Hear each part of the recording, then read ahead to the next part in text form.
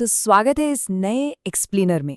आज हम जिस ग्लोबल सुपरस्टार की बात कर रहे हैं ना, उनका सफर जितनी तेजी से आसमान की ऊंचाइयों तक पहुंचा, उनकी जिंदगी में उतने ही अजीब कॉन्ट्राडिक्शंस यानी विरोधाभास भी थे, और आखिर में उनका अंत उतना ही दर्दनाक रहा।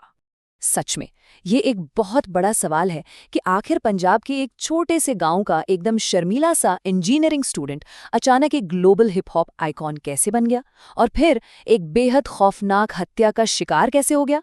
आज हम इसी बारे में डीप डाइव करेंगे कि कैसे शुभदीप सिंह सिद्धू बन गए दुनिया भर में मशहूर और उतने ही कंट्रोवर्शियल सिद्धू मूसेवाला। चलिए शुरू करते हैं पहले भाग से, मूसा का लड़का। तो किस्से की शुरुआत होती है 11 जून 1993 से। इस दिन जन्मे शुभदीप सिंह सिद्धू के पिता एक किसान हैं और माता चरण कौर गांव की सरपंच हैं। उन्होंने जो अपना स्टेज नेम चुना था ना, मूसा गांव का सिद्धू, ये एक्चुअली उनके गांव और उनके पेरेंट्स बलकौर सिंह और चरण कौर के लिए उनके गहरे प्यार और आदर को दिखाता है। मतलब वो दुनिया में कहीं भी गए, उनका गांव हमेशा उनके नाम के रूप में उनके साथ चलता रहा। अब देखिए, इतने बड़े सुपरस्टार बनने के बाद भी उनके अंदर कितनी विनम्रता थी, कितने हम्बल थे वो। 2016 में गुरु नानक देव इंजीनियरिंग कॉलेज से ग्रेजुएट होने के बाद जब वो वापस अपने कॉलेज गए तो उन्होंने अपने टीचर्स के सामने प्रैक्टिकली यही कहा था कि मेरे पैर कांप रहे हैं। ये अपने आप में दिखाता है कि फेम आने के बाद भी उनके दिल में अपने शिक्षकों के लिए इज्जत बिल्कुल वैसी ही थी। अब आते हैं दूसरे भाग पर, एक सुपरस्टार का उदय। 50 करोड़, जी हाँ, हाफ अ बिलियन व्यूज 2017 में रिलीज हुए उनके ट्रैक्स सो हाई ने लिटरली उन्हें रातों रात एक ग्लोबल सेंसेशन बना दिया। इसी वायरल गाने ने उनकी एक माचो इमेज भी बनाई, जो आगे चलकर उनके म्यूजिक और करियर का एक बहुत बड़ा हिस्सा बन गई। और उनका ये दायरा सिर्फ गानों तक ही लिमिटेड नहीं था। उन्होंने बहुत जल्दी अपना एक मैसिव इंटरनेशनल पोर्टफोलियो बना लिया। बिलबोर्ड पर चार्ट करने वाले PBX1 और मूसा टेप जैसे हिट एल्बम्स हो, मूसा जट फिल्मों में लीड रोल हो, दुनिया भर में सोल्ड आउट लाइव टूर्स हो, या फिर सनी माल्टन जैसे आर्टिस्ट्स के साथ कोलैबोरेशंस, उनकी रीच हर जगह थी। एकदम अनस्टॉपेबल थे वो। तीसरा भाग, और ये हिस्सा थोड़ा हैरान करने वाला है, उनके कॉन्ट्राडिक्शंस। सोचिए, एक ही इंसान में दो बिल्कुल अलग दुनिया बसती थी। एक तरफ थे शुभदीप सिंह सिद्धू, एकदम शर्मीले धार्मिक इंसान जिन्होंने कोविड-19 लॉकडाउन के दौरान अपने गांव में स्ट्रिक्ट रूल्स फॉलो करवाने में मदद की।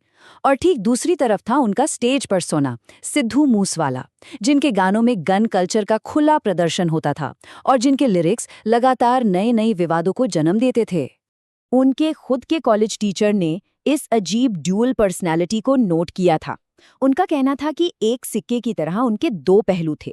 क्लास में बात करते वक्त वो अक्सर हकला जाते थे, शर्माते थे, लेकिन जैसे ही स्टेज पर माइक हाथ में आता, वो लाखों की भीड़ को मैग्नेट की तरह अट्रैक्ट करने वाले एक बिल्कुल अलग इंसान बन जाते थे। लेकिन जरा ठहरिए, जब हम उनके टीचर की इन मीठी बातों के ठीक सामने उनके शुरुआती गाने लाइसेंस के लिरिक्स रखते हैं ना, तो सच में झटका लगता है। इन लिरिक्स में भरी हिंसा और आक्रोश देखिए। ये वही वायलेंट प्रवादो था जो उन्होंने अपनी म्यूजिक पर्सोना के लिए पूरे शौक से अपनाया था।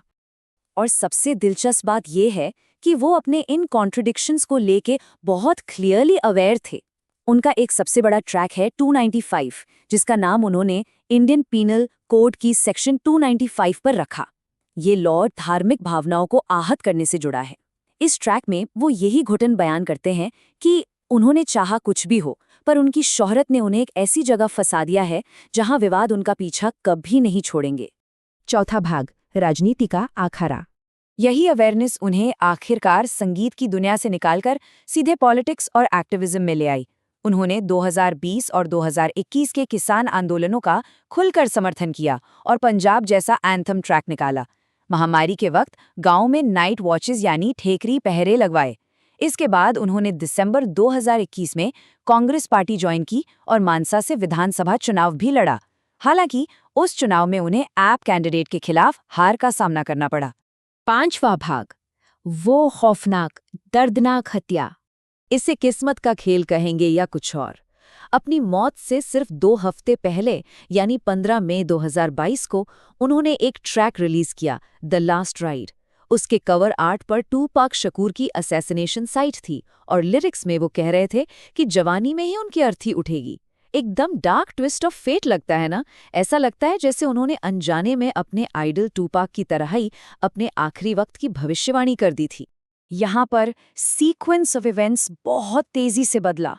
28 मई 2022 को उनकी सिक्योरिटी डिटेल 4 कमांडो से घटाकर 2 कर दी गई और ठीक अगले दिन 29 मई को मानसा के जवाहर के गांव में एक प्राइवेट गाड़ी में शूट करके उनकी हत्या कर दी गई। कुछ ही दिन बाद जून 2022 में पुलिस ने इस अटैक के मास्टरमाइंड्स के रूप में बिश्नोई गैंग को गिरफ्तार कर लिया। 19 ये नंबर अपने आप में उस दिन की क्रूरता बयान करता है। ऑटोप्सी रिपोर्ट ने कंफर्म किया कि उनके जिस्म में 19 गोलियां लगी थीं, जिसके लिए अटैकर्स ने एक रशियन असॉल्ट राइफल तक का इस्तेमाल किया था। पर देखिए, मौत के बाद भी उनका वो ड्युअलिटी वाला सिलसिला रुकने वाला नहीं था। उनका पोस्टह्यूमस ट्रैक आया SYL, जिसने काफी बेहद संवेदनशील पॉलिटिकल मुद्दों को छुआ, जैसे सतलज यमुना लिंक नहर का विवाद, 1984 के सिख विरोधी दंगे और कुछ सिख मिलिटेंसी फिगर्स। हम यहाँ किसी का पक्ष नहीं ले रहे हैं, पर ये मुद्दे ऑब्जेक्टिवली इतने कंट्रोवर्शियल थे कि एक ऑफिशियल कंप्लेंट के बाद इस गाने को भारत में यूट्यूब से हटा दिया गया। लेकिन उस ट्रैक के हटाए जाने से पहले ही सिर्फ 3 दिन से भी कम समय में वीडियो पर 27 मिलियन यानी 2.7 करोड़ व्यूज आ चुके थे। मौत के बाद भी आने वाला इतना बड़ा आंकड़ा इस बात का पुख्ता सबूत है कि म्यूजिक कल्चर पर उनकी एब्सोल्यूट पकड़ कितनी स्ट्रांग थी। छठा और आखिरी भाग, विरासत और एक नया जन्म। चलिए वापस लौटते हैं उन पारिवारिक जड़ों पर जहां से हमने कहानी शुरू की थी। मार्च 2024 में उनके माता-पिता के घर एक छोटा सा बेटा आया और उन्होंने उसका नाम वही रखा, शुभदीप। उस बच्चे की तस्वीरें देखकर और वही नाम सुनकर हजारों दुख में डूबे फैंस को एक उम्मीद की किरण मिली। कईयों ने इसे एक रीबर्थ यानी पुनर्जन्म कह दिया, जिसने उस पूरी ट्रेजेडी को एक नई शुरुआत दी। तो अब हमारे पास सोचने के लिए एक बहुत ही गहरा सवाल रह जाता है, क्या उनकी आम जिंदगी और उनके उस खतरनाक म्यूजिक पर्सोना के बीच की लकीर आखिर में पूरी तरह मिट चुकी थी, या फिर उनका ये बेहद दर्दनाक अंत ही वो मुख्य वजह बनी जिसने उन्हें हमेशा के लिए एक इटर्नल कल्चरल आइकन बना दिया? क्या पता, शायद ये शोहरत और उनके ये हैरत अंगेज कॉन्ट्रडिक्शंस उस अमर दुनिया में शामिल होने की बस एक भारी कीमत थी। इस बारे में जरूर सोचिएगा। मिलते हैं आपसे अगले एक्सप्लेनर में।